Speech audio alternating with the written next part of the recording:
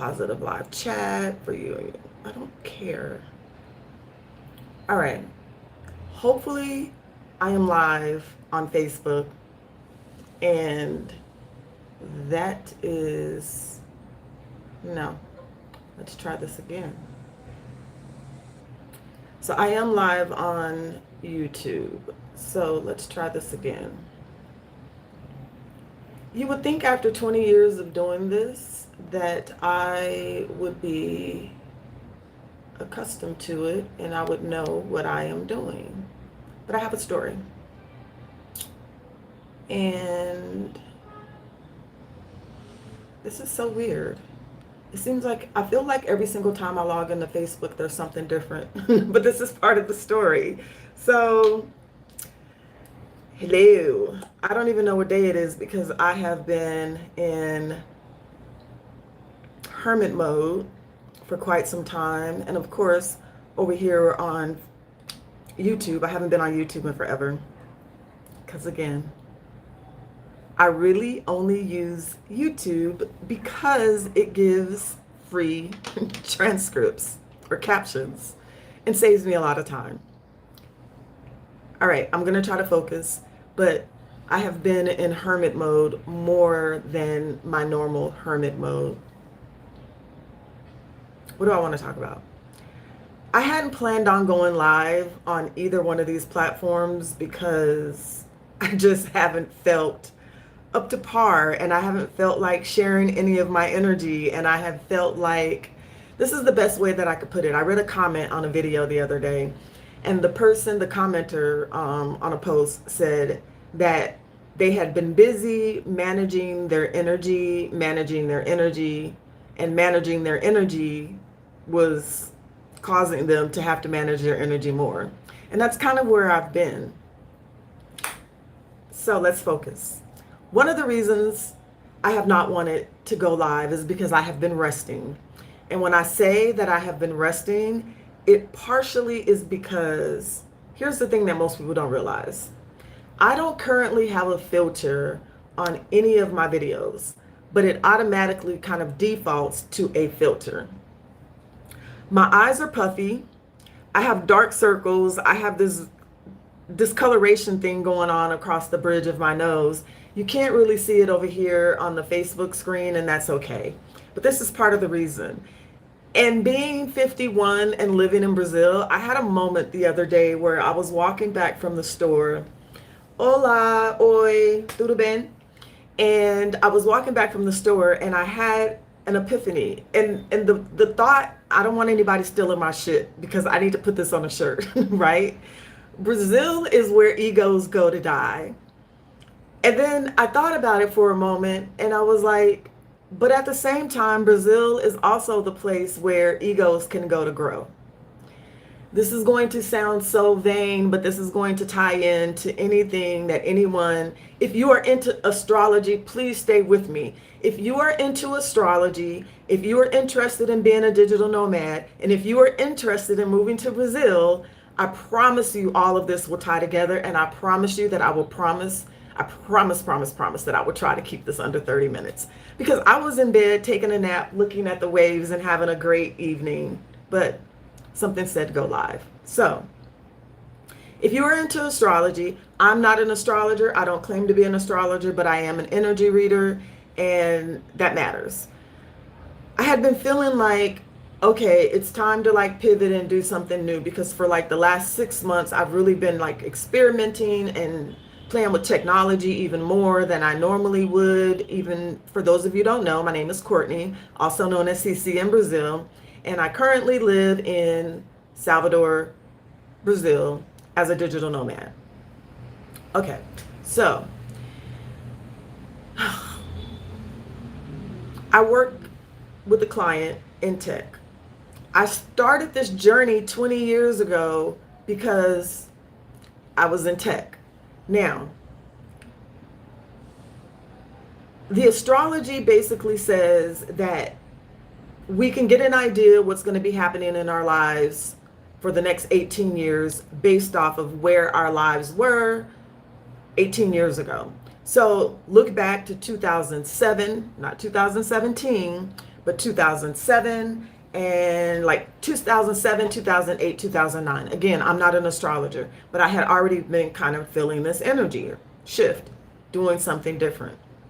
Let me give a backstory, and this might explain why this is relative to this YouTube channel and move to Bahia, Brazil with Cece. So, 2007, late 2006, I went through a divorce. My ex-husband divorced me because I quit my job. It wasn't really because I quit my job. It really was because I quit my job. But literally, I'll come back another time and tell the crazy ass story about how I ended up finding out I was actually divorced, because it's a wild fucking story. But anyway, so he divorced me because I quit my job. I was really miserable in the job that I had. The job happened to be in tech. I was selling technology solutions, you know, like when Microsoft used to sell chairs and things like that to corporations, for a big tech company in Arizona. Absolutely hated it. Anyway, doing some other things, I was just like, yeah, I quit. And so he was like, yeah, here's the divorce papers. So after my divorce, so my ex-husband and I were two, at the time, again, 20 years ago, two black weirdos living in Phoenix, Arizona. We were bicyclists, we canoed, we spent our life savings in REI. If anyone doesn't know what REI is, it's like a hiking, outdoor, backpacking, surfing, waterboarding, any outdoor activity that you could possibly think of. REI, I don't even know if they're still around, but if you remember the REI, if you're from Phoenix, the REI that used to be on Southern and Priest, that is the REI. I'm sorry, hold on, look, who do you look like? I think you're asking me about soccer. Yeah, I'll come back to that. But anyway, so after we met each other not really through the outdoor activities that we completely enjoyed. Hello, Facebook. I'm also on Instagram. I'm also on Facebook. I'm also on YouTube Live to save myself some headache.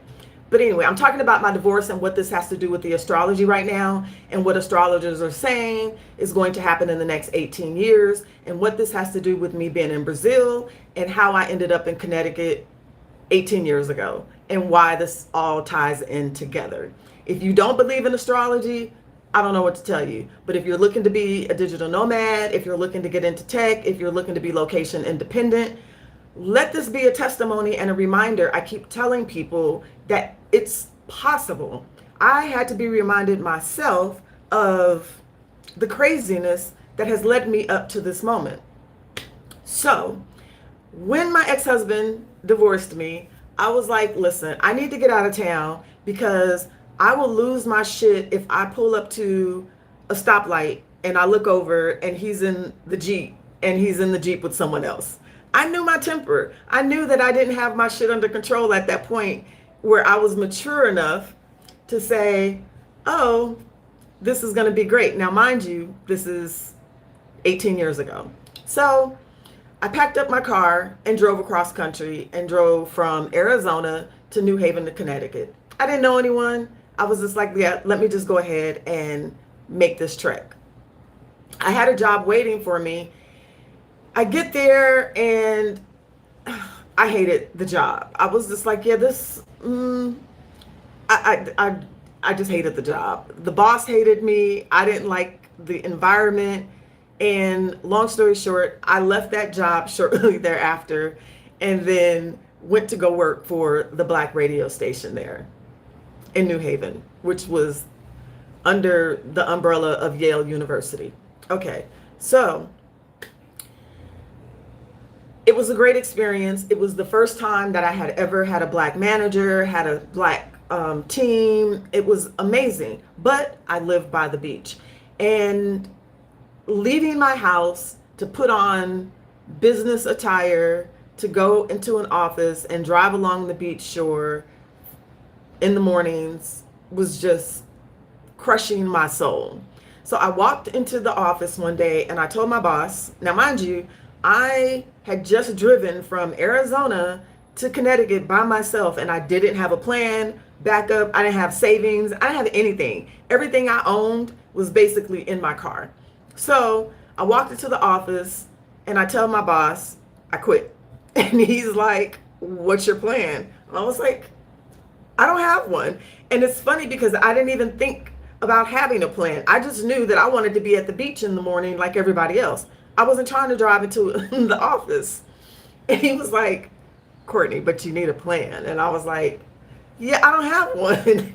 And he was like, okay, you take 2 weeks to think about it. You come back and, just get it out of your system. You're too far from home to be just willy-nilly quitting your job. And I was like, all right. Took 2 weeks. I don't remember what I did those 2 weeks. Anyway, 2 weeks is up. I went back in and I was just like, yeah, I still quit. So I didn't have a plan. So I just was like, well, my ex-husband used to build websites. And so I've watched him enough. I'm going to start building websites for the local businesses in New Haven, Connecticut. I had never built a website for anybody before, but I just knew I had it in me, right? Make it make sense. Anyway, I went walking up and down the streets of New Haven, Chapel, went door to door asking businesses if they needed a website. Everybody was like, no. It was a cold day. I was defeated. Get back in my car or whatever. Long story short, at the end of that day, I stopped at a bookstore. If you're from New Haven, it was B's bookstore. And I walked in and I basically said, like what I had done that day. I was out prospecting, I guess. I didn't even know the name for it at that time. I was trying to get people to the website. She was like, I don't need a website, but I know someone that does. Again, long story short, she introduced me to someone that I ended up building their very first website. They were starting a nonprofit. And then I ended up working with that client for almost 10 years or whatever, right? And then I had other clients in between time and that whole thing. So I'm saying all of this to say is that I had no idea who I was 20 years ago, 18 years ago. Absolutely no idea who I was. I had no plan. I had no education. I just knew I loved being free. I wanted to be outdoors. My divorce, saying this now is making me think about divorce a little bit differently. Like my divorce absolutely broke my heart, whatever, right? But him handing me those, he didn't really hand me the divorce papers. He did eventually. I found out by accident that he had filed for divorce. Hey, ex-husband, if you see this. I found out by accident that he had gone on his lunch break to file for divorce. Looking back now, he gave me my freedom papers. He gave me my walking papers. And at that moment, I was just like, I don't have to play a role. I don't have to play like a good wife. I don't have to play any kind of role. Like, I was devastated, but I had to go off on an adventure. What does this have to do with astrology? Okay, back to astrology. So astrologers are talking about how there's a nodal shift, something Leo and Aquarius, and this basically is like a duplication, or the planetary systems haven't done this since 2007, which is when I got my walking papers and was sent off on this journey that I have been on that has been amazing for the last 18 years or whatever, right? And again, I had absolutely no idea what I was doing. I was just like, I have to do something. I have to try something. Worst case scenario is I fail. But at that point, I didn't really have anything to lose because I don't know how old I was, 20 years ago. I don't even want to think about it, but this is also what this has to do with face cream and all the things or whatever, and swollen eyes. I am here now. So last weekend, I accomplished something I believe was a great feat in that I was able to manage to import almost 11,000 products for my client. I thought it was going to take me 2 hours. 2 hours turned into literally 48 straight hours of sitting in front of the computer. I try not to sit in front of the computer that often because it's just too much. And I was exhausted. And when I get exhausted, I get sick. And I didn't end up getting sick, but I ended up getting a toothache and bags under my eyes, dark circles, and the whole bit. But it was to look at where I came from 2007, 2008, 2009 to where I am now is absolutely mind blowing. Like, I didn't have a plan. I don't have a 2-year plan. I don't have a 1 year. I don't have a plan for next week. I don't have a plan for Friday. I mean, I actually do have a plan for Friday, which is actually pretty funny because Friday, I have the first doctor's appointment that I have probably had since 2007, the last time that I had insurance to go to a doctor. And thankfully, I've been really healthy. Now let's talk about my skin. Obviously, I am not, you are not, anyone watching this, listening to this now or later, are not who you were when 2007 was here and we were living 2007, okay? So I am 51. I don't have any injections. I don't have any fillers. I don't have anything. The major thing is a lot more gray hairs and I wear glasses. So the other day, I called myself being lazy. I didn't want to take my glasses because I only have to use them to read. And I didn't want to use my translator, but I needed a new moisturizer. So I thought, okay, I'll just go to the pharmacia and get me a new moisturizer, right? Wrong. I picked up what I thought was a moisturizer. No, it was, it was a retinol. So when I got home, put my glasses on, turned on the translator, I realized, oh, it's a retinol, no problem. Not being an actual moisturizer, I realized and read the instructions that I'm only supposed to put it on at night, sparingly. Okay, no problem. I have pretty tough skin. Born and raised in Arizona, desert rat, 100% or whatever, right? So I hadn't read the side effects for retinol, but I am learning that the side effects actually matter. I haven't worn makeup. I don't wear makeup. I don't want to wear makeup. But I have a pimple that showed up on the tip of my nose. And I was like, oh my God, what is this? Am I going through puberty again? Perimenopause, menopause? What the hell? I'm not in the mood for this shit. Mind you, it popped up after I had been awake for 48 hours working online. And then a couple of days ago, another one popped up over here. And then I have something going on over here on top of the discoloration. So when people say retinol, the uglies of retinol, or not the uglies, I think that the purging phase of retinol usage or whatever, and please somebody don't come on here and tell me that I should use it like every other day or only at night and with some, yeah, I did all of that. I get it. What I'm just saying is that aging is not a casual process, right? So who I was 18 years ago and being able to pull all-nighters, 2-dayers, 3-dayers, 72 hours, I am not that person anymore. I don't have the energy. I don't have the patience. My eyes are not as good as that they used to be.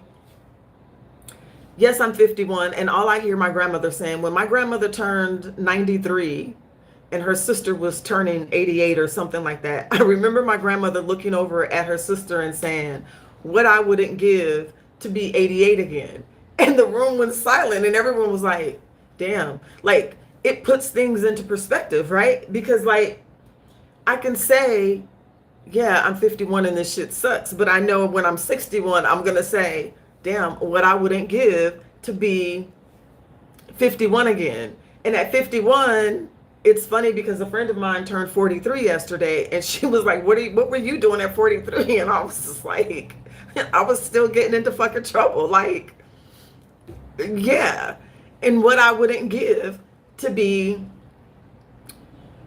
41, 43, kind of maybe not really again. Like the youth, it's not even the youth, it's the vitality, right? It's like the ability to bounce back so much quicker. But the wisdom that comes with age is really absolutely true or whatever. But I will say this to younger women who are watching this. There's a book called Don't Waste Your Pretty. Don't waste your pretty. Don't let anybody stress you. Don't let anybody make you feel less than, like that. That thing that just comes with youthfulness. Like, use and admire, and I say use, every moment of it, every single moment. Cherish it to your benefit. Live life to the fullest. Like, not abuse your body where, of course, you're not going to be able to bounce back, but just really, truly cherish your curiosity, your lightness, your tight skin without all the things needed. Just cherish those youthful days to the full extent of the law. Like, because you cannot get it back. No matter how much money you spend, you die, you feel, you pluck, all of that, you replace. You cannot replace youthfulness. And I'm not saying that just from an aesthetic point of view.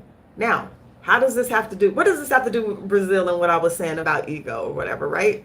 I've mentioned before, in quoting my friend JC, who said, beauty here is on another level, right? Like, what's a 5 here is like a 10 in the United States. And it's not even based off of general Western beauty standards. It's not based off of any of those standards. It's literally just based off of a level of like freedom and confidence, regardless of height, size, weight, whatever, right? And yes, there are people who get treatments. There are people who color their hair and things of that nature. But when someone fully is showing up in their fullness of who they are, it's to a level that you rarely see embraced in the United States or whatever, right?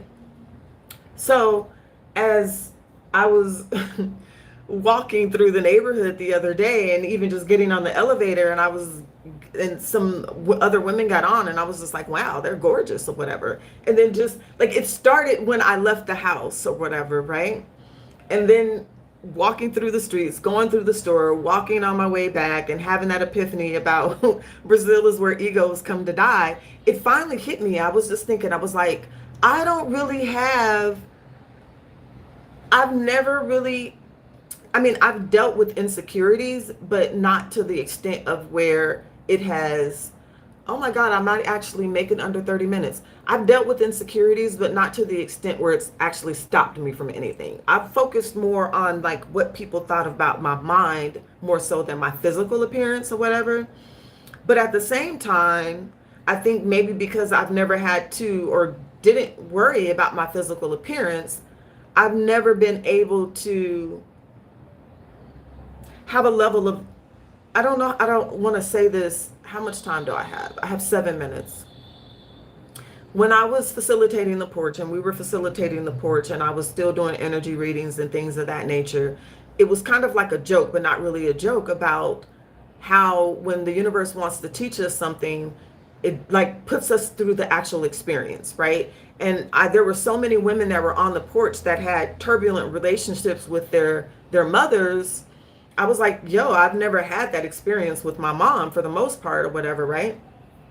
And so then, of course, my mom and I ended up having a huge falling out. We're cool now, but I had to have that experience firsthand to be able to really, truly empathize with women who didn't have close relationships with their mother. Okay, so now back to, this is why I'm bringing up appearance. This is the only reason I'm bringing up appearance, is because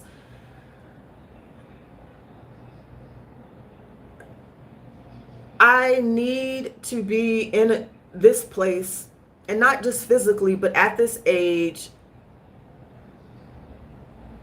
aging in this place, Brazil, which is known for its beauty, the people and their beauty, but still being confident in enough, or at least thought that I was confident enough in my intellect and my accomplishments to not allow the physical to affect me has been a harsh reality. Like, it has been a wake-up call, and I'm curious to see where that's going to take me on this next leg of my journey, right? Being a 51-year-old woman who is single, who is living in Brazil, who is, I don't know if I'm going into perimenopause, coming out of perimenopause, if I'm going to skip it altogether. I'm not really sure, or whatever, right? And then dealing with younger men and younger lovers. Like, I just feel like there's this shift happening. So circle back around. I know that was a lot. So where were you in 2007, 2008, 2009? What were you doing? Do you feel a shift? And what does that shift feel like? What realities are slapping you in the face? And how are you coping with it? Like, outside of medicating right now, because I would love a beer and I would love some whiskey, but I just know that that would take me like 4 days to recuperate. It's just not worth it. And I have work that I have to do. I hope that meant something to someone. So now I can go back to my nap. Ciao.